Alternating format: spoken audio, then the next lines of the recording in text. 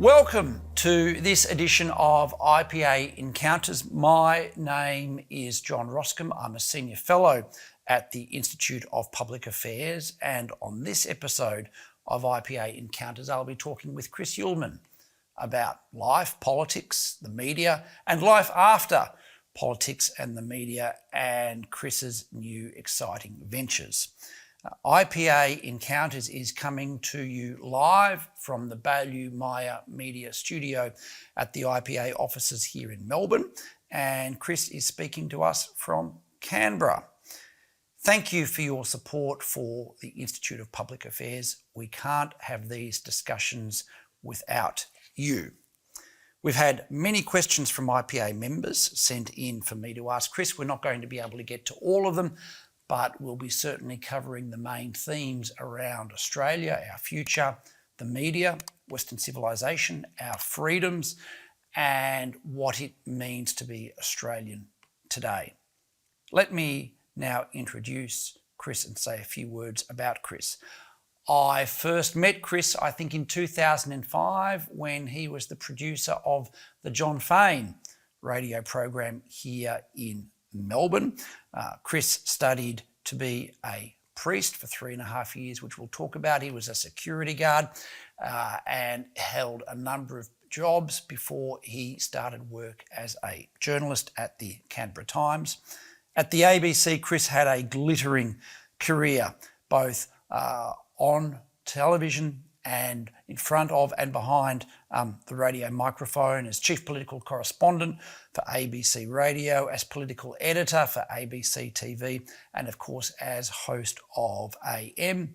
In 2017, Chris became political editor at 9 News, which involved television presenting roles and also writing for 9 newspapers, which we will talk about. And he concluded in that role last year. Chris has also written and co-authored a number of books and novels. The Marmalade Files, of course, has been made into an award-winning television series. And earlier this year, Chris wrote a children's book. It was published a few months ago, The Useless Tune. It is a wonderful story about Australia, about spirituality, about our environment, and I'm very much looking forward to talking to Chris about it. It was written by Chris, and his brother Paul did beautiful illustrations for the book. It is destined to become a classic.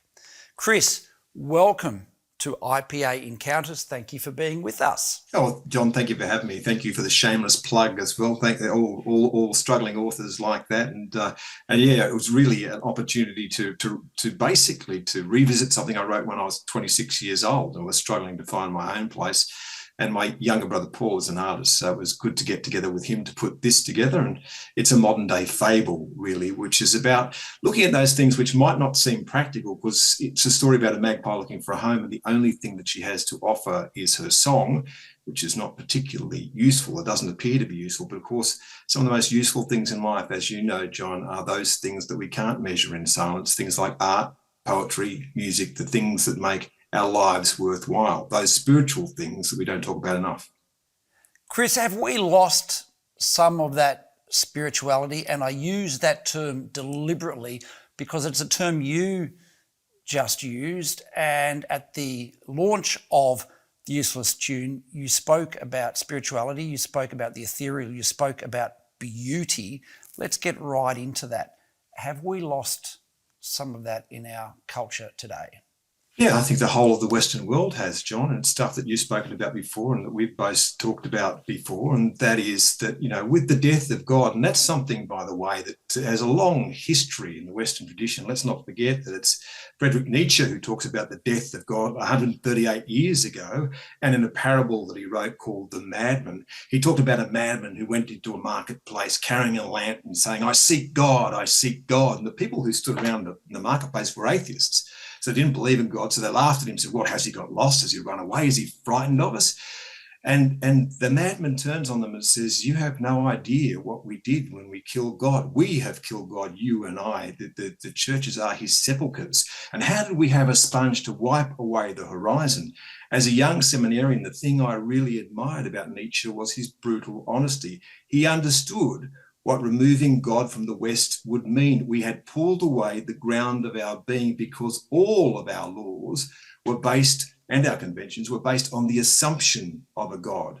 You remove that, Nietzsche understood you had to rebuild everything, and that would be extraordinarily difficult. The thing he was angry about with atheists was they remove God, but they pretend as if society still has that agreed set of norms which they have erased. So under that understanding, there is no reason not to lie, not to kill, not to bear false witness, because you've taken away the divine constitution.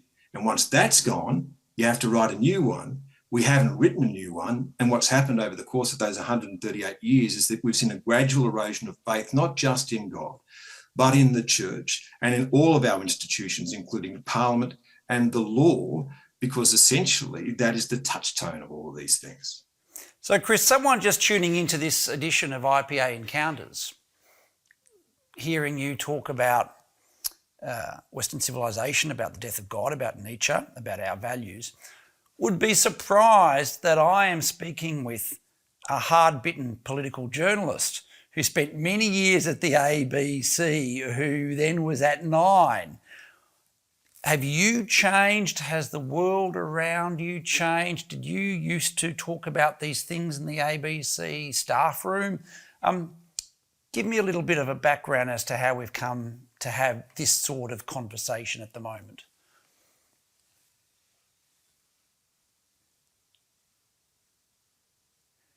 You know, and then I'll ask you, why did you want to go and be an ABC journalist? Yeah, true. Then people ask me the same thing, and maybe there's a continuum there. Is there a connection? I think there might be, and so let's try and work that out. But at the age of 18, I decided to be a Catholic priest. And when people ask me now, why did you do that? I used what we used to call the streaker's defence. It seemed like a good idea at the time. But I'd go beyond that and say there are many things that, given the chance, that I would do over in my life, but I would not change the decision made by that 18-year-old boy to spend what turned out to be about 3.5 years in a Catholic seminary, because it was there I began to understand the profound heritage which I was a part of and the vital place of Christianity at the heart of the Western liberal democratic tradition. That's because the Christian God is both a God of faith and a God of reason. And it's written in Greek, because the New Testament was written in Greek. At the beginning of John's Gospel, it says, Anarche einho logos. In the beginning was the Word. And it goes on to say, and the Word was with God, and the Word was God. And the word logos in Greek also means reason. So the God of the Christians is a God of faith and a God of reason, who tells them, do unto others as you would have them do unto you. Love one another. This is an injunction, along with reason, which will drive the Western world forward and cause it to progress socially, because although through reason you might come to some of the things that we understand, you wouldn't necessarily take that injunction with it. So what do we call this marriage of faith and reason? Well, we call it wisdom. And that's the stuff that I think we've lost somewhere along the way. So how did we go from a priesthood to ABC journalism? Well, we didn't, John, as you pointed out. Well, you didn't finish. So I left. I found myself in. Well, actually, can I go back a bit? Yep. Did you come from a religious background, a religious family? What, at the age of 18, what led you to these conclusions? Look, we used to sing Faith of Our Fathers in the Catholic Church, but this is really the faith of my mother. My father's got a German background. In fact, in the olden days, he had to convert to marry her in the 1950s. People of an older generation will remember that the great divide in Australian politics in the past was between Catholic and Protestant.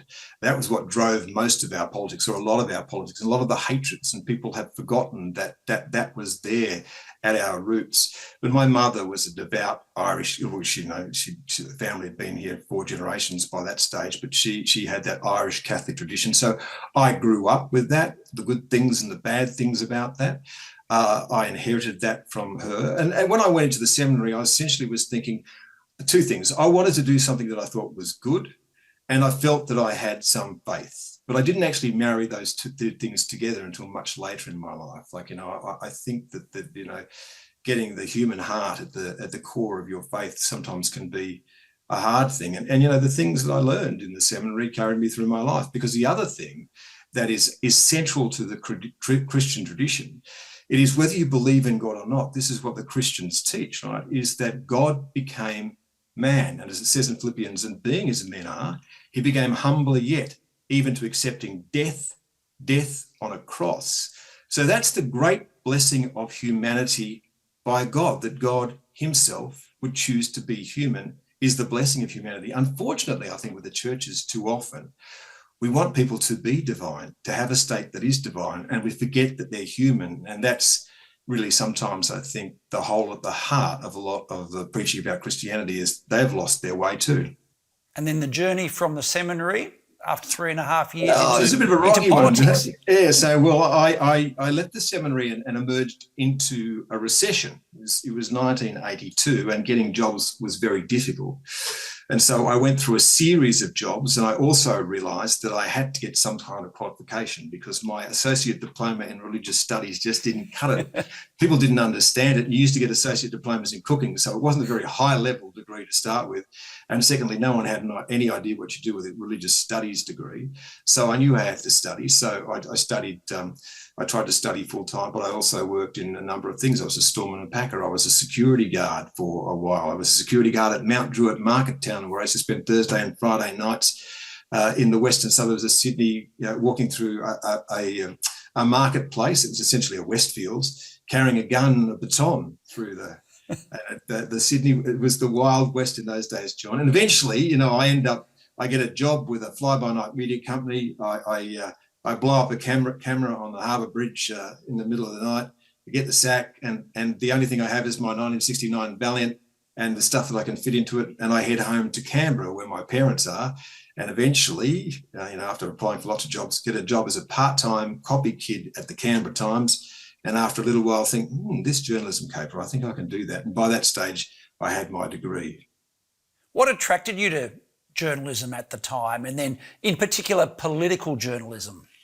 Yeah, so my father had always been extremely political. My father was an army officer, and there were always newspapers in our house. We were always watching, This Day Tonight or something like that. And, if Dad was watching the television, we watched whatever Dad was watching, and it tended to be a lot of news and current affairs. And I read the newspaper from a young age wherever we were. So we moved around between Brisbane, Townsville, Canberra, Adelaide, Brisbane, bouncing around as army brats do. So I always had a strong sense of politics. Dad was a very Labor man. In fact, So I had to say he was Labor in the army. Yeah, and as would have been a little unusual. And I can say the first time I handed out how to vote cards was after Gough Whitlam got sacked. My father dragged his enormous family down to the election for where Gough Whitlam lost staggeringly. I don't think that was my fault, and we handed out for the Labor Party because Dad was just incensed by it. In fact, and he'd fought in Malaya and in the Vietnam War, so he had a very interesting history. But he had to leave school at the age of 12. He had to work on a sugarcane plantation, and he said, I remember simply saying to me late in life, he didn't like the AWU. But the only people who ever did anything for him were the communists. But he was a proud Australian and a great soldier. So worked his way up. What was the approach to Tories in your household at the time then, to Robert Menzies and the Liberal Party, and then later Malcolm Fraser? I think my mother secretly liked Robert Menzies, but didn't say so to my father, and she never, I think, disclosed the way in which she voted, which I think might have been quite different to Dad. But the household respected Menzies, and Dad was a patriot. There's not a shadow of a doubt about that. He thought the whole Whitlam thing was horrendous. So, and you can understand why someone would. So the household was an active place when it came to politics. So when I go into journalism, it was an interest that I had, and I would chart a line from the seminary through to journalism and saying that, in my own way, using my own devices, I was attempting to seek the truth. Now, I know people have a low opinion of journalism now, in particular, and the pursuit of the truth, but I think that those two things are not exclusive of each other. Tell me about the ABC that you joined after the Canberra Times. Is it the ABC as it now is? Is the ABC different? How might it have changed in the last few decades? Oh, well, John, everything evolves, and I've always said that I will never be a public critic of the ABC because they paid me for 19 years and they also gave me enormous opportunities, and I would not have gotten where I was if it wasn't for the ABC and the generosity of a lot of people in there, and I have many great friends in there. But I will say this, and where it finds itself at the moment, I think that it's suffering an enormous identity crisis because of identity politics. It's ironic that you now have staff who are capable essentially of dictating the direction of the ABC from within it by speaking outside it. And I think we've seen many examples of that. I thought for a long time the ABC was a staff captured organisation. It's extremely difficult to manage, so I don't envy some of the people in there who are my friends who are trying to manage it. And also, that doesn't mean that I don't disagree with some of the criticism that they have mouthed about the ABC. It's just that it's an organisation, I believe, that's struggling to find its place and its voice in a modern Australia. And it's being torn apart by the same things that's tearing our society apart, which is this obsession with what divides us and what unites us. And that's true on both sides of politics, by the way. Now we are constantly looking for those things which make us different from the other. There's no, it's us and them. There is no I, thou anymore in the way that we're talking about things. Now, we've been through this before. Don't forget, we've had some pretty bruising times in our history through referendums on conscription, for example, which descended into violence. So, we have walked through these paths before. This is a very different time. I hope that we can come through it, but any chance that we'd have a dignified and sensible debate seems to be gone. Well, let's go then to that contemporary issue. I have spoken about the voice referendum being as significant in Australian history as our plebiscites on conscription in the First World War. And talking to you earlier today, you described yourself as a soft yes voter. Can you talk a little about that? Yes, John, and I think I will vote yes. And the reason I will vote yes, because the original sin of settlement is dispossession of the Aboriginal Australian people who essentially written out of history. Tony Abbott said the great silence at the heart of our constitution was the place of the Aboriginal people. And I'll give you an example as to why I think that does ricochet through history and still matter to this day. So when I was in the seminary, I went to Kenya. I was there for, that's in the far west. It's about 200 kilometres east of Broken Hill. It's where the Darling River crosses the Barrier Highway. And, even then it was a very, very difficult place. And I went out to work with a society of nuns. In fact, they were New Zealand nuns. There was one nurse and two teachers, and they ran a mission there, and they did an absolutely extraordinary job. But one of the things I noticed when I was there was that they were trying to gather together the scraps of the Barkindji language, which was the local language. The people there had forgotten their native tongue. And just think about that in a sense of what kind of spiritual dispossession that is. That means you don't exist in the world which you came from, and you can't describe it in the way that you used to describe it. And you certainly don't exist in the world that's been created around you. So you are in a limbo. And that has done soul deep damage to people. Now, I wish that this referendum and the process towards it had been done differently. I would like to have seen the voice separated from constitutional recognition. I would say that if the coalition had got its act together, and don't forget the first shot we had at this was in 1999 when I voted for constitutional recognition in the preamble, which wouldn't have created all the problems that we have now with this particular version of it. So the coalition dropped the ball because Tony Abbott was talking about it, Malcolm Turnbull was talking about it, Scott Morrison was talking about it. They just never did anything about it. And if you want to have a conservative version of a recognition, then you should have done it then. Would recognition have been enough at the time, do you think? Well, the thing is, we got the constitutional question up in 1999 and only 40% of Australians voted for it. I think, unfortunately, it was tied together with the Republic referendum, and that made, once the Republic referendum went down, this was always going to go down. And so John, we've had this conversation. I think you're a no vote, I'm a yes vote. I think we can have a civilised conversation, and I hope that we can see the light in each other's arguments, because I do see arguments on the no side and I see arguments on the yes side. How do you see the debate evolving? What does it say about Australia where we are at the moment? Because I would say that, from my perspective, aspects of the voice enshrine identity politics into the Constitution. What do you think about the debate in Australia at the moment on the referendum and the broader question of our history, which we'll come to? Yeah, look, I think the real problem is with the way that the whole thing was conducted. You know, if we were going to do this properly, we should have had constitutional convention, and nationwide ones, like community-based conversations about the voice and what it would be, which involved the entire country for more than a year. We should have known the date of the referendum at least a year ago. I mean, why do we keep that like it's some kind of political secret, as we always do with the day that the Prime Minister is going to name an election? So I see fault in the way this was run. And I do recognise precisely what you're saying.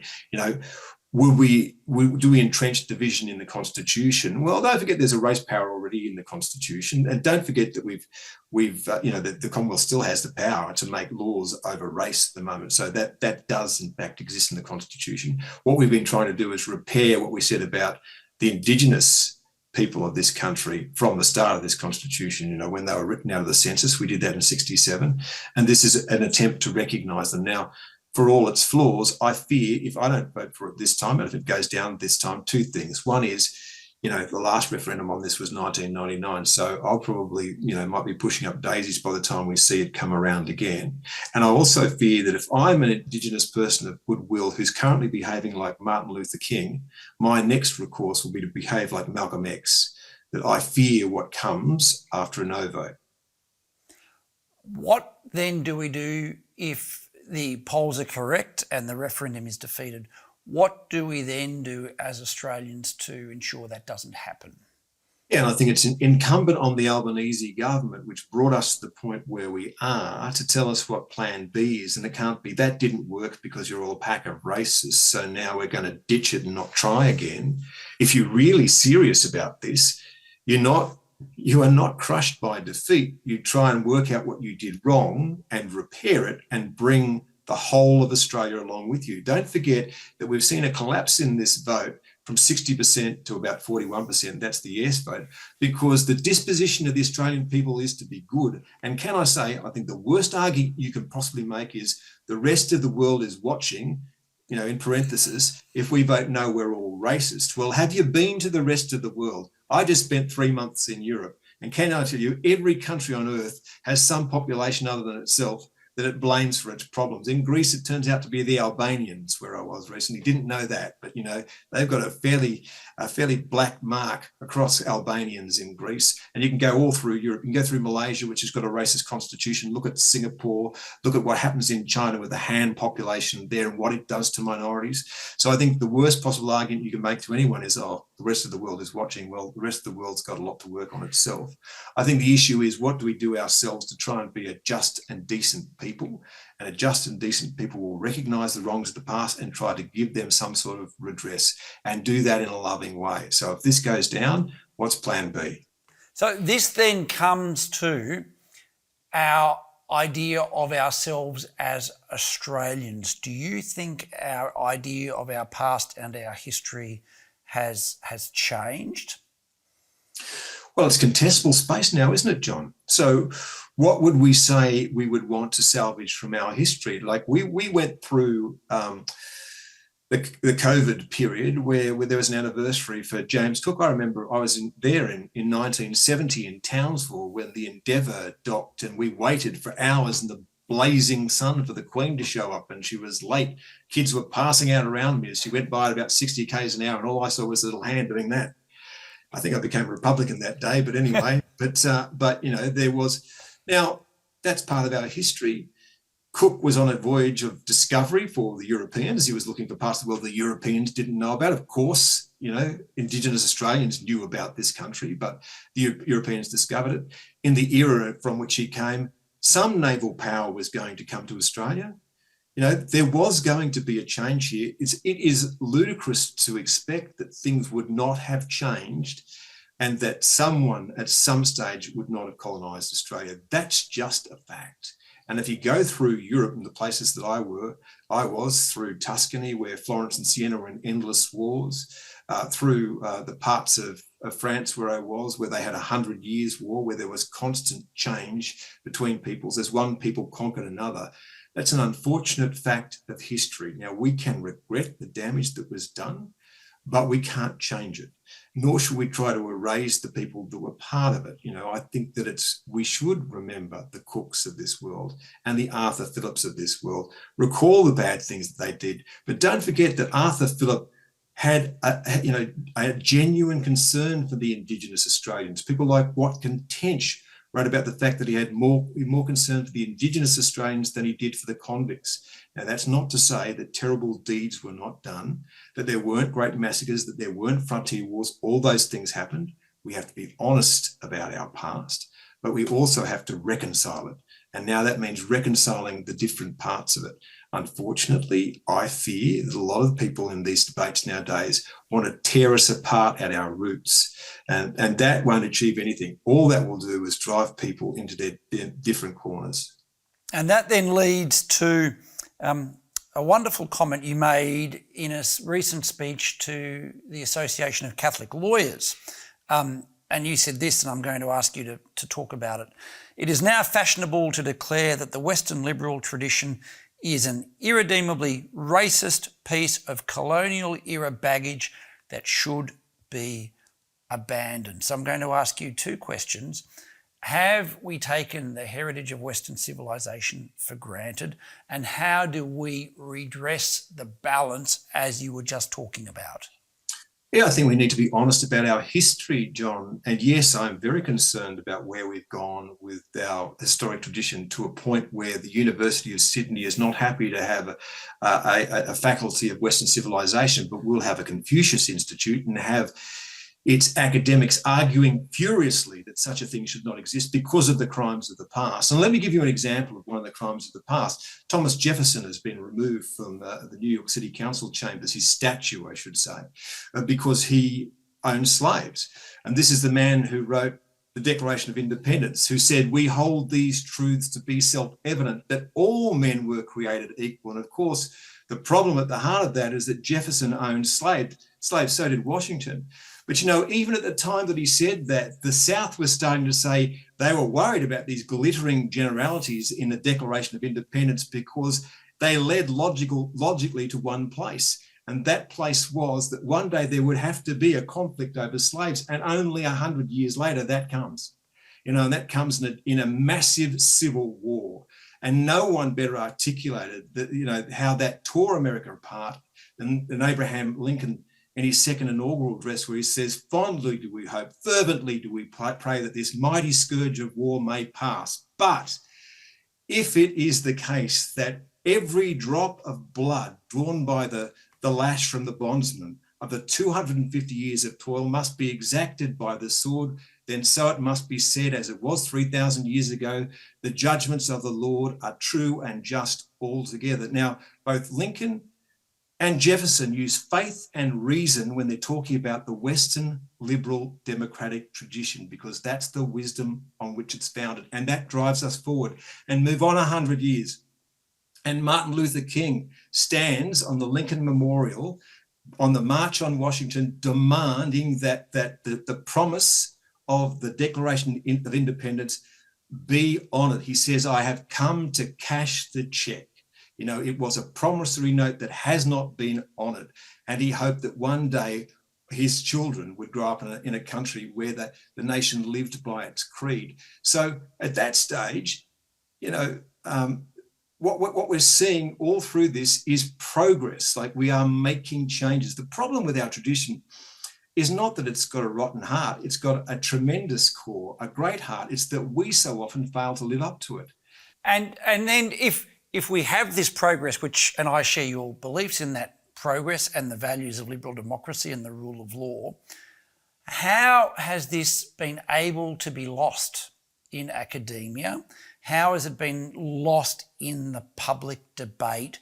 What do you think has happened whereby we can have, exactly as you said, the University of Sydney saying they don't want the Ramsay Centre for Western Civilization, but they'll take a Confucius Institute? What, in your view, has happened? Yeah, I think the left has lost its way. And if I go back to my father, who was ardently a member of the left, moves away from it a bit, and then by the time he gets to his dotage, he tells me, I'm watching this documentary, it's great, it's by this guy called John Pilger. And I think, oh my God, where have we landed? But anyway, he's a highly intelligent man, and he was very drawn to those kinds of arguments. What was Dad interested in? Dad was interested in workers and their rights. He had seen his father trying to grow pineapples in Queensland and seen the bankers roll up to basically foreclose on the mortgage because he couldn't make ends meet. As Dad said, the Depression didn't end until after the Second World War in Queensland. So, and then when he goes off to work on these pineapple farms or where he's a cane cutter or those sorts of things, he was interested in workers. He was interested in equity, not in bringing the show down, but in making sure that workers got their fair share. Unfortunately, I fear the left got to a point where they've given up on the worker because it turns out the worker has a fairly conservative moral compass and is not doing the things that they would rather that they did. So now they're trying to find a collection, a grab bag of different groups of discontent that they can throw together and make into a constituency. And they're doing that by dividing us into ever smaller parts. Unfortunately, I fear that the right is now beginning to follow this, like that they are basically signing up for a different set of identities, identifying themselves in some very strident ways. And so now we have a polity where people would rather, and we've seen it in the United States, if you can, they'd rather live apart than live with someone that disagrees with them. They now ghettoise in their media and with people that agree with them. We all know about what the left would say about Fox News, but what's The Guardian? So then, and this was a theme of many, many questions, and you mentioned the media and the media as a space for people to agree or disagree together. Can the mainstream media ever come to represent the mainstream again? Because there is a view, and this is my view too, that at the moment it doesn't. Yeah, well, I think that the thing that people have underestimated, although perhaps not now, but in 2007, I mean, the big barrier to being in the mainstream media always cost. So when I was at the Canberra Times back in the 1990s, our deputy editor went looking for a new colour printing press, which we got from Germany. And in order to import it, put it into the building that purpose-built, it cost about $90 million, colour press. No one could afford to do that except a big newspaper organisation. And when I was first in television, before we had the mobile phone, in internet connection, satellite time could cost you up to $1,000 an hour, depending on where you were. So you couldn't broadcast.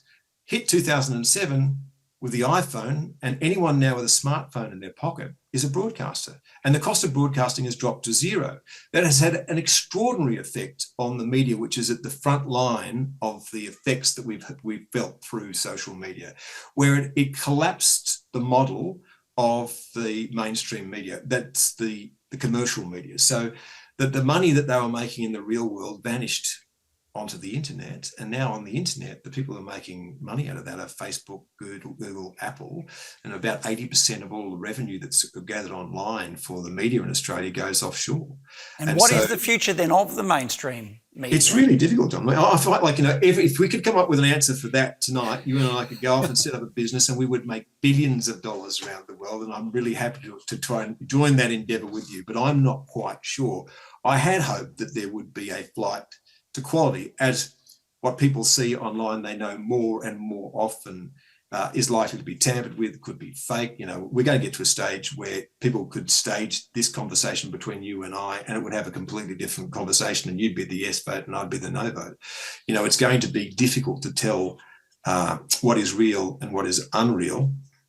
But I think that I hope in the midst of that, people go back to commercial media. It's easier for the big international organizations, so New York Times, Financial Times, Economist. These are all things that I subscribe to because they give me a worldview. Wall Street Journal is another one.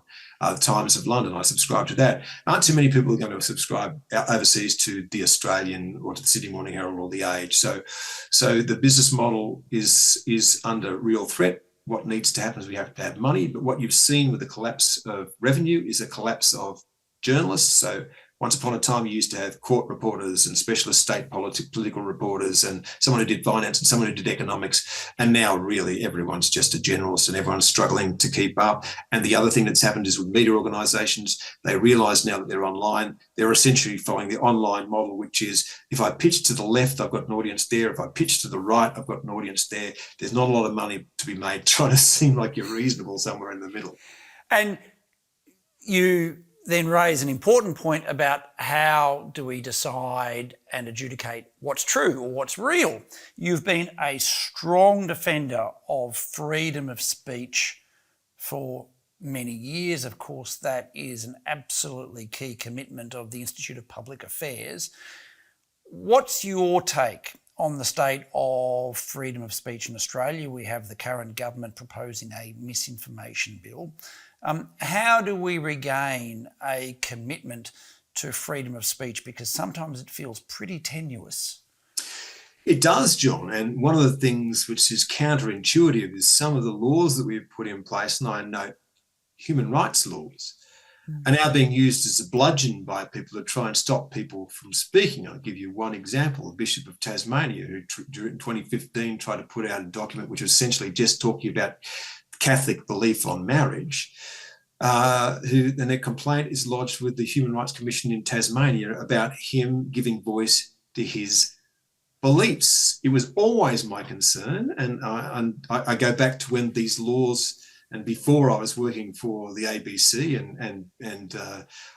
when they were being touted back in the 1990s, my brother and I went along to argue against them on the basis that it would inevitably lead to prosecution by people of people that had different points of view.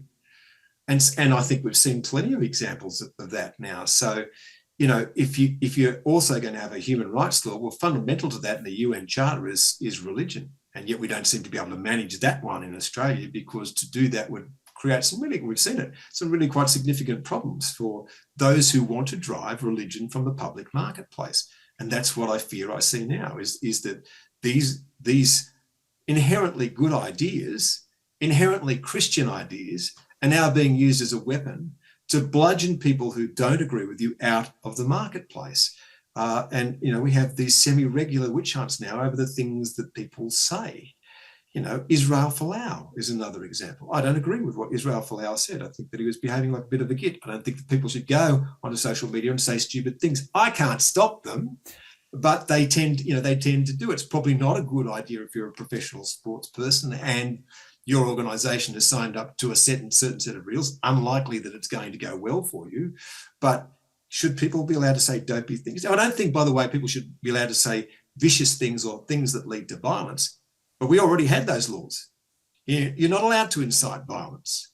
So I think that now I am suspicious every single time any government says that it's got some set of laws designed to make society better. I'm afraid I'm inherently opposed to it, because we now have this country littered with a whole lot of laws which are being used for a whole lot of grievance.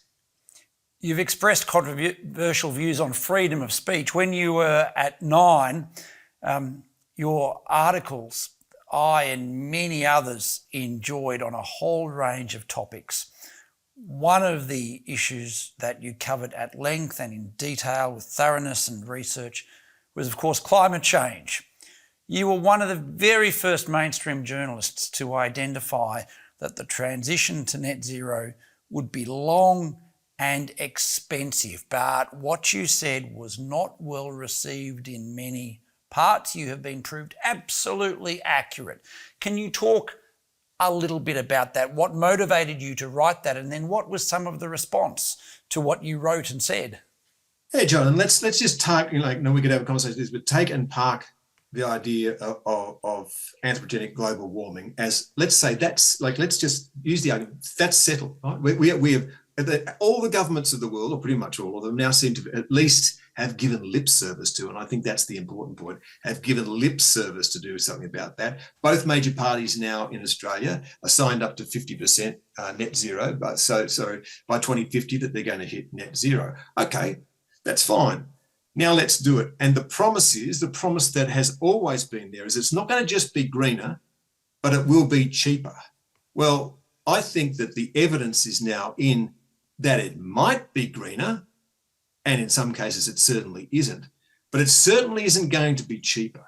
And that is because if you look at what we're doing on the grid in Australia at the moment, we have decided that we will essentially rule out all fossil fuels, not just coal. I understand that. But when we got to the point where we were demonising gas, it became utterly illogical. And if I listen to some of the arguments of people in this debate, and we'll think about it, let's take the Greens' point of view.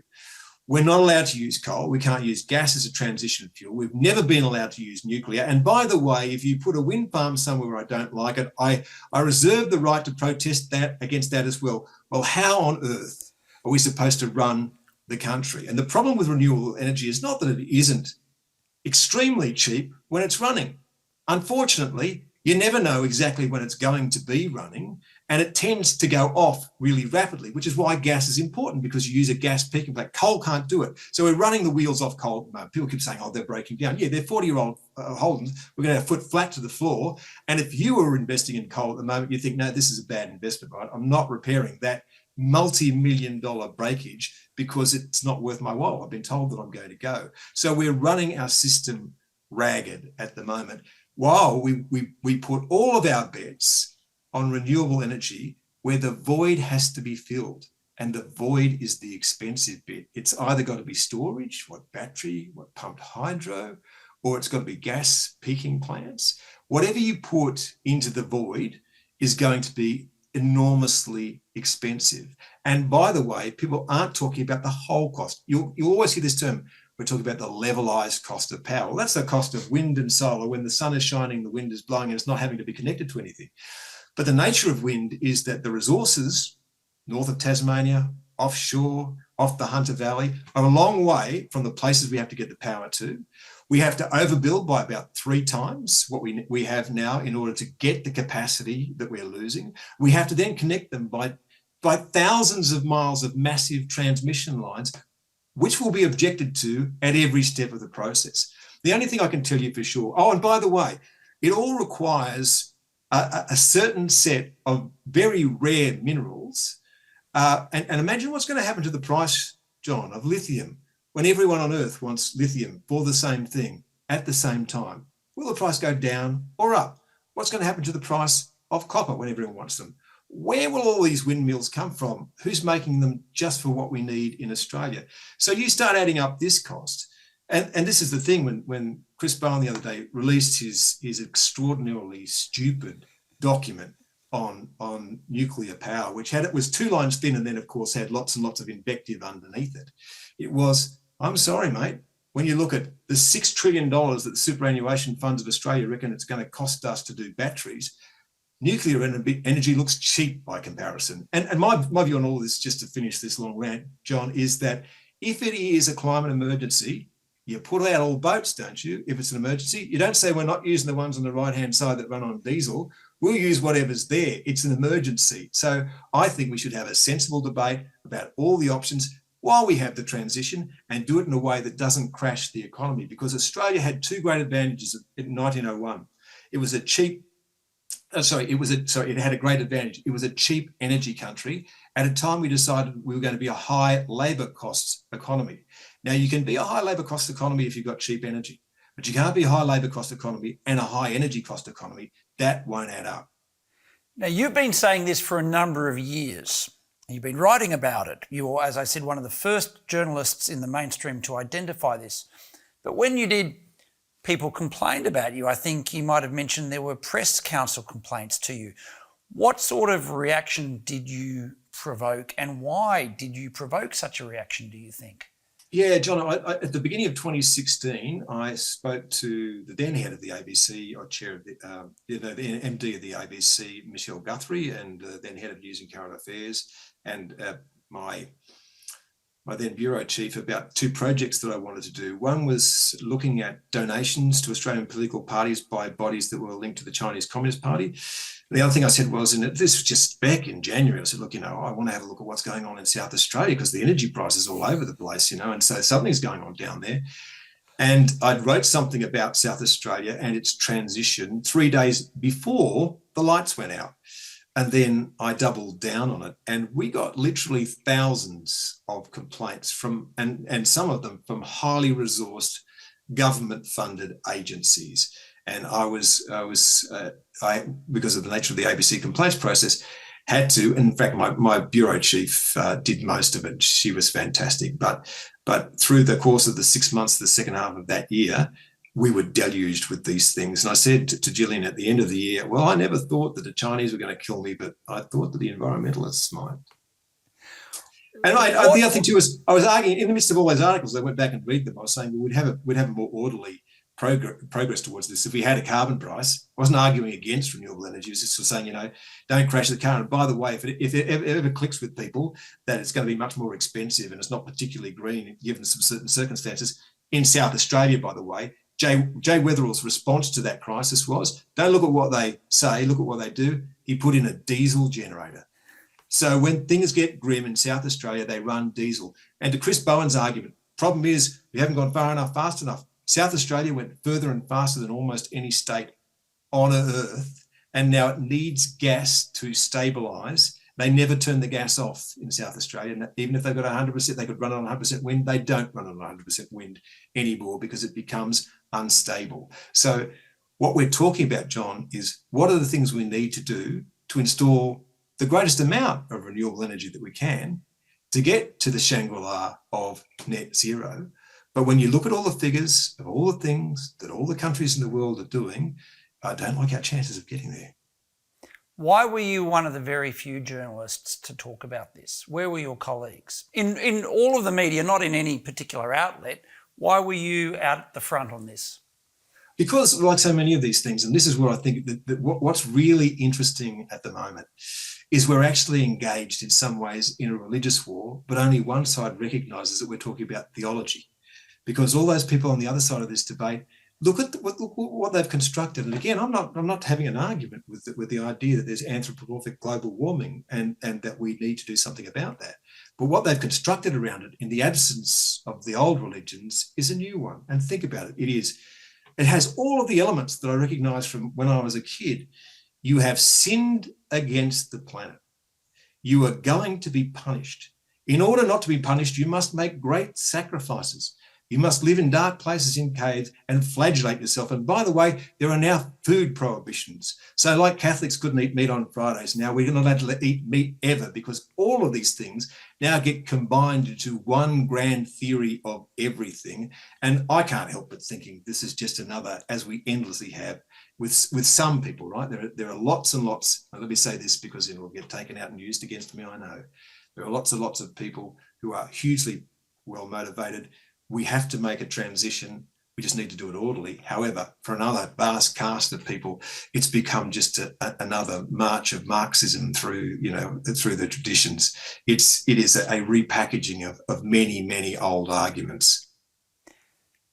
A number of years ago, you gave great hope to us Melburnians as we suffered through the world's longest COVID lockdowns. You were a sensible voice for science, for reason, for humanity. There was a wonderful article that you wrote about the attempt to eliminate COVID, which of course never happened and was never going to happen. You said the expert advice was self-evidently ridiculous about the strategy to eliminate COVID. Do you want to reflect about those years? And again, why were you one of the very few journalists who said that we have to try and live our lives as best we can and we cannot continue to be locked up under the supervision of experts and scientists who had little care for humanity? Yeah, well, it took us more than 200 years we started as a prison colony and we finally perfected it when we got to COVID. And the thing that amazed me is that the prisoners were more than happy to go along with it. Like the extraordinary scenes that, I know that now all my Victorian friends and families still don't like me for things that I was saying at the time. And no, Chris, many Victorians and Melburnians do like you. Let me disabuse you of that. You spoke sense. And it was also the case that for us in Victoria and Melbourne, it was people outside of the state who seemed to have a better understanding of what was being done to us than the prisoners inside the jailhouse.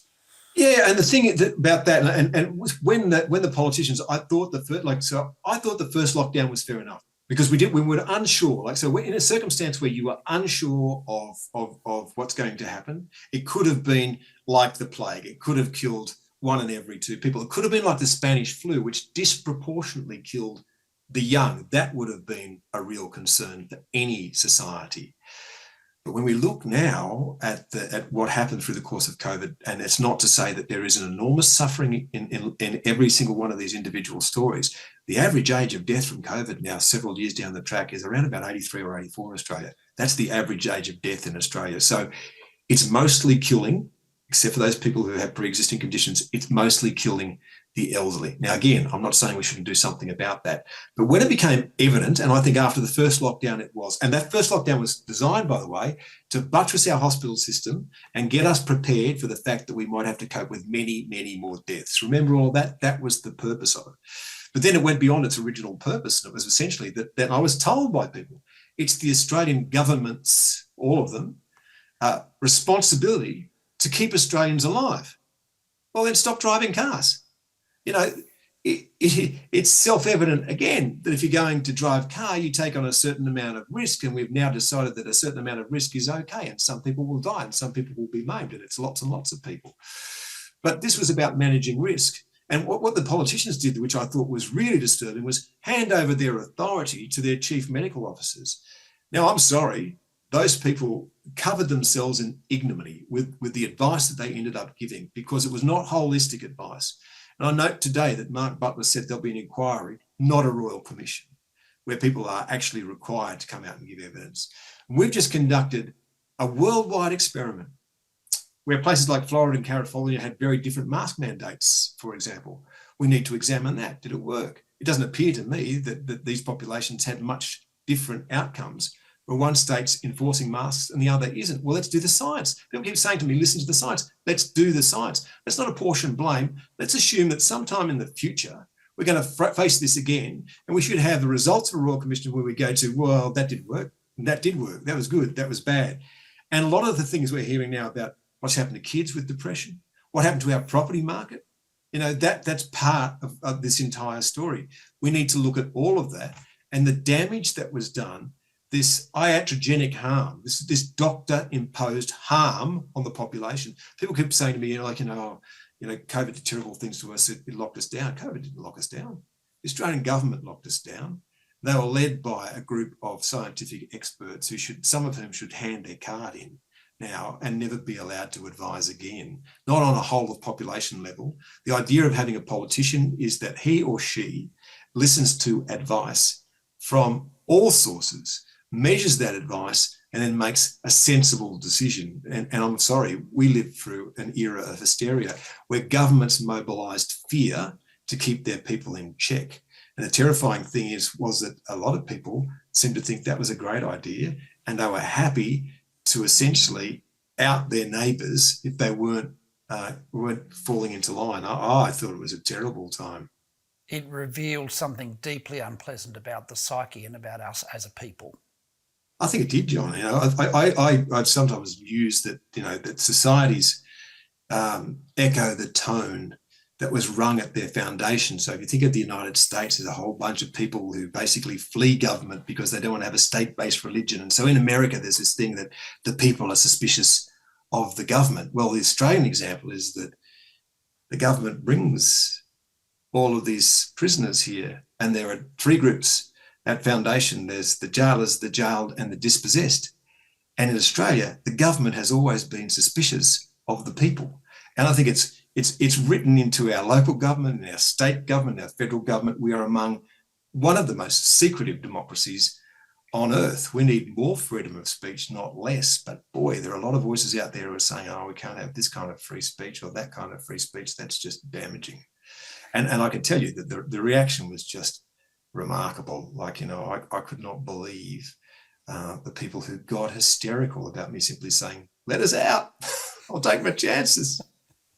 In the time that we have, I want to ask you about a theme that many IPA members send in questions, which is, from all your experience of politics and the media, what is it that you admire and respect about politicians, and are there any politicians that particularly stand out for you as worthy of respect? Well, I would be remiss if I didn't say that my wife was a Labor MP, the member for Canberra, and she stands out above all as an exemplar of the kind of person a politician should be. And I really mean that. Like she did big things for her local community. She got, and I saw it in the streets, she got single mothers' houses. And you know, we were stopped at a woman who was working at Butcher's one day who said, "You don't remember me, do you?" And Gay said, "No." And she said, "You got me a house. I was living in my car with my daughter. Once I got my house, I got a permanent job, and now we're doing really well, and she's doing well at school." I don't think that a politician could have more accolades than that, and that's on a community level. She worked on Endometriosis Australia and got money for that. She set up a charity called Fearless Women in Canberra, where she's raised private sector money to run that. So look, I have to mention her. Of course, you would expect that I would. But look, I find that across the board that you know, politicians are a much maligned lot. But a great many of them, not all of them, we've seen some very bad examples, but a great many of them are trying by their lights to do the best they can by the people of Australia, the people of Victoria, the people of Queensland, the people of New South Wales. You know, they shouldn't be an abused and ridiculed class, but unfortunately they're too often, like the media now, driven by the winds of what is completely fluky public opinion. I can't tell from one day to the next what I should or shouldn't be saying, so I try and steer a middle path. I try not to offend anyone on purpose. I don't call people names. But, you know, I think that there's a real issue for, like, it's really changed politics where we are at the moment. The sort of the wash in which they live, it must be extremely difficult to try and cut a sensible middle path with all the noise that goes on around you. But, you know, and in my time, well, I obviously, you know, was a young journalist when the Hawke and Keating was still around. I went into Parliament with the Canberra Times in 1992. I didn't know Bob Hawke particularly well, but the thing I would say about the change that he wrought along with Paul Keating, and my big criticism of Paul Keating is he doesn't give Hawke enough credit, is that only Bob Hawke could have affected the kind of change to the Australian economy that he did. It was because people believed in Bob Hawke, and you can't buy that kind of credibility with the public. So he affected great change in company of a great cabinet and with people like Paul Keating, but most of the change that was affected was done because people trusted Bob Hawke. And so I found him an extraordinary figure. And the other one is John Howard, because, and you know, they were quite close in the end, you know, Hawke and Howard. And Howard had a great understanding of, I think, the Australian people. And the John Howard that you got when you were interviewed on television was the same John Howard that you got when you spoke to him in private. There was no artifice about the man. And he understood the people that he was trying to govern, and he had an idea where he was wanting to go. Now, not everyone agreed with that idea, but, you know, we had some tremendous progress under the Howard government. So, you know, I think obviously since then, I mean, again, all of the politicians are trying their best, but the, you know, Rudd, Gillard, Abbott, Turnbull, Morrison years were a reflection of the times. You know, if we had, you know, we were unable to concentrate on anything for more than 15 seconds at a time. As reflected in our politics, there was no, politicians were not given enough time or the benefit of the doubt to try and get something done, and then they were stampeded too easily when things didn't go according to the way that the social media barometer said they were going. I don't think that that's a great barometer of the Australian public, but I think they're driven by those winds. And so I think what's needed is for politicians to state what they believe, plant their feet, and try to affect some sort of change that they think is good for the country, and try and bring the population with them. It's difficult to do that. And that's a lovely introduction to my final question to you, Chris. Are you optimistic for the future? And I'm always optimistic. You know, I would describe myself as a lapsed Catholic, but the things I take out of my tradition are the things that matter most. And that is that hope is so powerful in the human nature that it can survive even death. So we can survive these times. We can come out of these times stronger. But we should be looking for those things that unite us, not those things that divide us. Is it possible to do in this day and age? It must be possible. Where every era and every age there are people of goodwill. It just means that there's more noise and distraction around us at the moment, and we need to maintain our vision. I hate that word, but we need to maintain our sights on the things that are most important, and to start with the foundation stone of defending the Western liberal democratic tradition, the rule of secular law, parliamentary democracy, rights before the law, the equality of everyone in this society, and freedom of speech with as much robustness as people can stand. If we don't stand by those things, then we don't have anything to stand on. That is a wonderful conclusion to this episode of IPA Encounters.